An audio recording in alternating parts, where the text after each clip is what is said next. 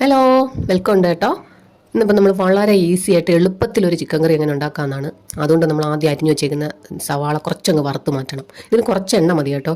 ഒരു ഇച്ചിരി എണ്ണ ഒഴിച്ച് അതിനകത്തോട്ട് സവാള അങ്ങോട്ട് മൂപ്പിച്ചെടുത്ത് അതിൽ തന്നെ കുറച്ച് തേങ്ങാക്കൊത്തും ഒടിച്ചിട്ട് കുറച്ച് ബാക്കി അരിഞ്ഞു വെച്ചേക്കുന്ന ഉള്ളിയെല്ലാം ഇട്ട് അതിൽ ഒന്നുകൂടെ വഴറ്റാൻ അടച്ചു വെക്കുമ്പോഴത്തേക്ക് കുറച്ച് ഉപ്പിട്ടിട്ട് വേണം അടച്ചു വെക്കാൻ, എന്നാലേ അത് പെട്ടെന്ന് വഴന്ന് കിട്ടത്തുള്ളൂ. ഇനി നമ്മൾ വേവിക്കാൻ ഉദ്ദേശിക്കുന്ന ചട്ടിയിലോട്ട് നമ്മളെ കഴുകി വെച്ചേക്കുന്ന ചിക്കന് കുറച്ച് മഞ്ഞപ്പൊടി ഉപ്പ് ഇട്ടെന്ന് അധികം പിന്നെ വെള്ളമൊന്നും ഒഴിക്കണ്ട. ഈ ചിക്കനിൽ നിന്ന് തന്നെ കുറച്ച് വെള്ളമൊക്കെ ഇറങ്ങുമല്ലേ, അതങ്ങോട്ട് അടച്ചു വെച്ച് വേവിക്കാൻ വെക്കുക. പിന്നെ നമ്മൾ അപ്പോഴത്തേക്ക് മറ്റതൊന്ന് വഴന്നിട്ടുണ്ടാകും. അതിലോട്ട് മുളക് പൊടിയും മല്ലിപ്പൊടിയും കുരുമുളക് പൊടിയും മഞ്ഞപ്പൊടിയും കൂടി ഇട്ട് ഒന്ന് നന്നായിട്ട് മൂപ്പിക്കണം.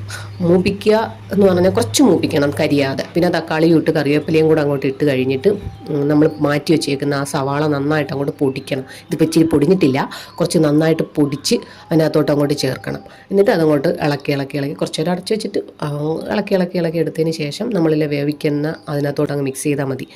എന്നിട്ട് കുറച്ച് വെള്ളം കൂടെ അങ്ങ് ഒഴിച്ചു കൊടുക്കുക. അത് ഇച്ചിരി ചൂടുവെള്ളം തന്നെ ഒഴിക്കണം കേട്ടോ.